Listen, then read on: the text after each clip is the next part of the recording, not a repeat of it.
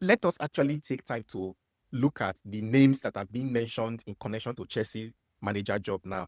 I try to look at the pros and cons of each of these names, at least the ones I'm hearing in the media. I think the most popular one now is Andoni Iraola, the current Bournemouth manager. He's out of contract at the end of the season, and I don't think he's going to renew. He doesn't want to stay in Bournemouth. So he will be an easy target for Chelsea. The pros for him, I think, personally, he's a decent manager tactically. His high pressing game, he plays on the front foot. He's a high pressing manager, and that is something that Chelsea would love.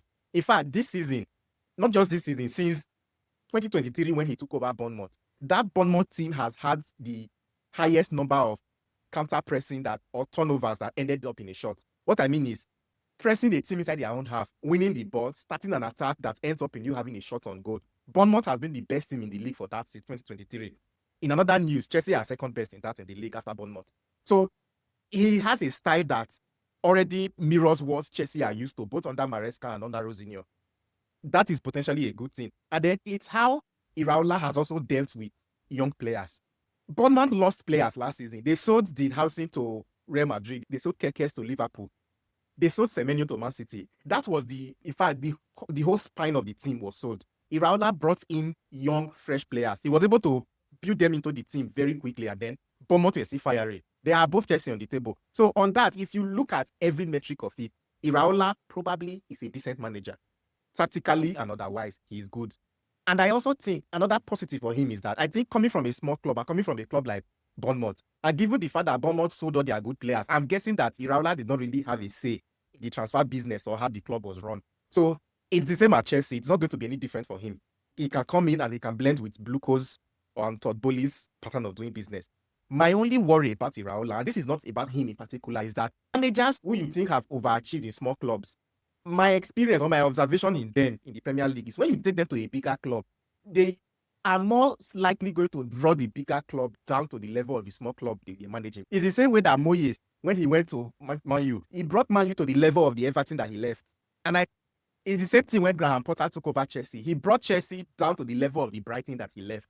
So would we have a situation now where Iraola comes in and brings Chelsea down to the level of the Bournemouth that he left? Not that Chelsea are better than that now, but we know that Chelsea are still a big club.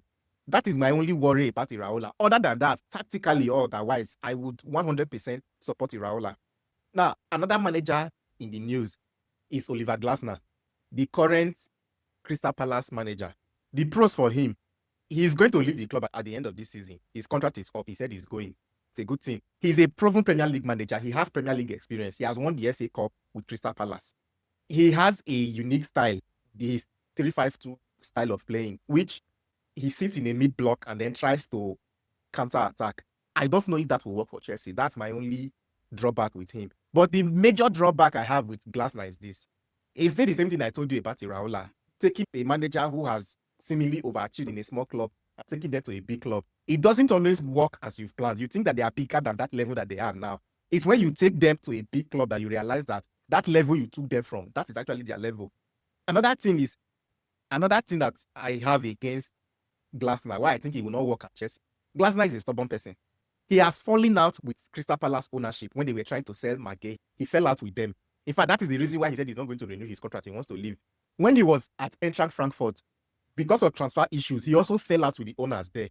I don't think that personality is going to match Todd Bowley and Bluco. It is a very risky marriage. I think it's better to avoid it for now. Glasner is stubborn. Bluco, Todd Bowley, they are stubborn people. The two of them should not stay under the same roof. That's my personal opinion. They will surely clash because Glasner will want things that Todd Bowley does not want. And Glasner obviously does not appear to be somebody who knows his place in the team, as evidenced by what he did at Eintracht Frankfurt and what he did at Crystal Palace as well. So maybe that should rule him out of contention. Then another manager again is Xabi Alonso. Now, tactically, Xabi Alonso is an excellent manager. He will do well at Chelsea from a tactical point of view. But the argument against Xabi Alonso is this. If you hire Xabi Alonso, now I don't know which Xabi Alonso you are going to hire. Whether it's the Xabi Alonso or Bayer Leverkusen, or it's the Xabi Alonso of Real Madrid, because those are two different Xabi Alonso. The Xabi Alonso at Bayer Leverkusen was a tactically astute manager, went the whole Bundesliga season without losing a single game. The one at Real Madrid is the one who was having fights with his players day one, couldn't manage the ego in his dressing room. There were reports that players went to meet the club management that they did not like Xabi Alonso's style of communication, that he doesn't talk to his players, he is harsh, and there were all sorts of complaints. I don't think that you want to bring that into Chelsea, especially with the mess that Chelsea is in right now. I think that these players conspire to get Rosinho kicked out. If you bring Alonso and Alonso brings that his Madrid personality to this young squad, he's going to destroy their morale. Again, is my opinion. But tactically, if you get the Alonso of Bayer Leverkusen, Chelsea are set with a good coach. How that works, I don't know. And then there is a mention of Frank Lampard. I'm not going to dwell on this. The only thing I'm going to say is this. There is a four-letter English word that is used to describe somebody who does the same thing over and over again and expects a different result every time. Anybody mentioning Frank Lampard's name should probably be described with that word. I didn't say anything. I'll just leave it there. I think this video is long enough. We need to look at Cesc Fabregas and Felipe Luis, especially. Let's do that in another video, but let me know your thoughts on this manager so far. Which of these in this list, leave Fabregas and Felipe Luis for another video, but of these ones, who do you think will be the best fit for Chelsea and why?